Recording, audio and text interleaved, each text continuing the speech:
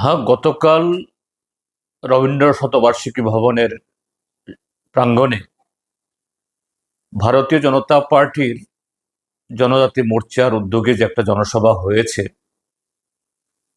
সেই সভাতে যে মন্ত্রী বিকাশ দেববর্মার একটা বক্তব্য ইতিমধ্যে সামাজিক মাধ্যমে খুবই ভাইরাল হয়েছে। দু চারটা আমার নজরে এসছে।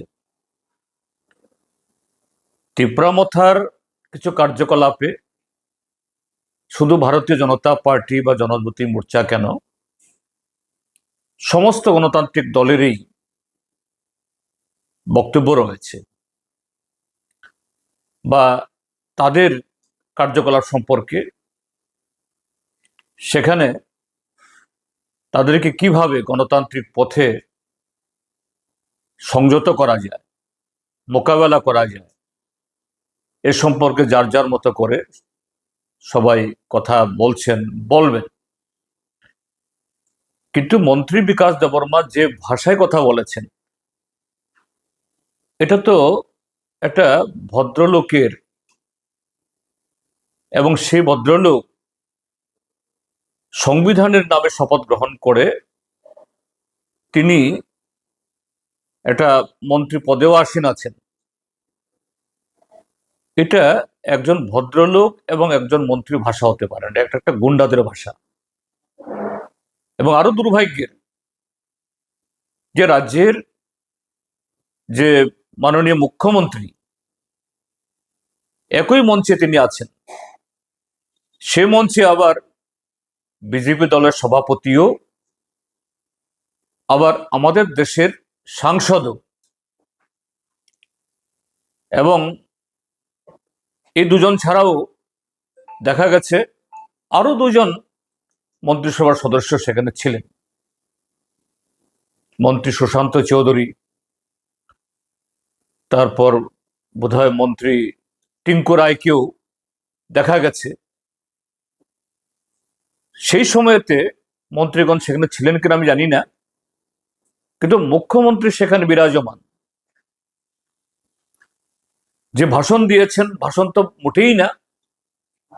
একটা মন্ত্রী বক্তব্যের মধ্যে সরকারের জনমুখী কর্মসূচি, যেহেতু জনজাতি মোর্চা,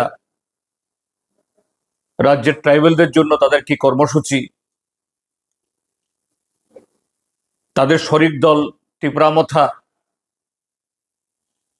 শরিক দলের কার্যকলাপ, গণতান্ত্রিক বা অগণতান্ত্রিক, তাদের বিভিন্ন ধরনের ইদানিংকালের যে সমস্ত ভূমিকা, এ সম্পর্কে সরকার তথা ভারতীয় জনতা পার্টি বা জনজাতি মোর্চার কি দৃষ্টিভঙ্গি, তার তো কোনো ব্যাখ্যা নেই। শুধু দেখে নেব, প্রতিশোধ গ্রহণ করতে হবে, ছাই করে ফেলতে হবে। ককবরকে বারবার বলছেন থাপলা চানাই, মানে ছাই করে ফেলবেন।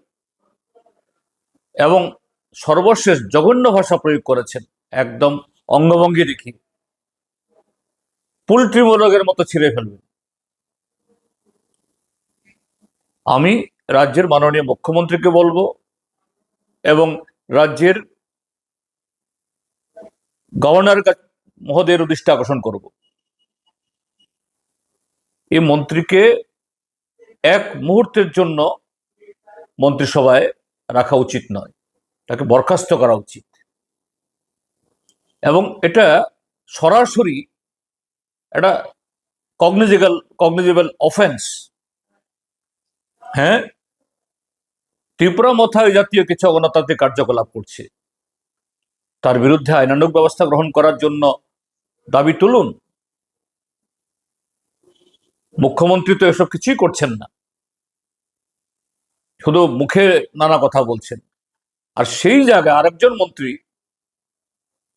যারা আইন ভাঙছে, সংবিধান অমান্য করছে, সন্ত্রাসের বাতাবরণ তৈরি করছে, তিনি পাল্টা সন্ত্রাসের কথা বলছেন। আমি একে শুধু নিন্দা না, আমি বলবো ইমিডিয়েটলি তার বিরুদ্ধে প্রচলিত আইন অনুসারে ব্যবস্থা গ্রহণ করা দরকার। এবং যে পুলিশ অফিসাররা সেখানে উপস্থিত ছিলেন, এই ভিডিওটি দেখে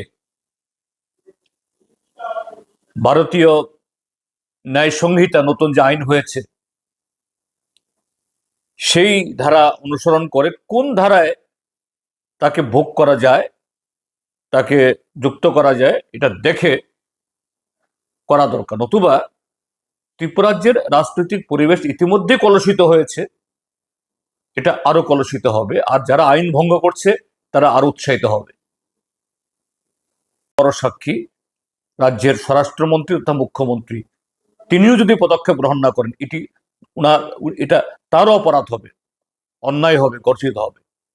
এ হলো আমার বক্তব্য। নিন্দা এবং তার বিরুদ্ধে ইমিডিয়েটলি ব্যবস্থা গ্রহণ করা।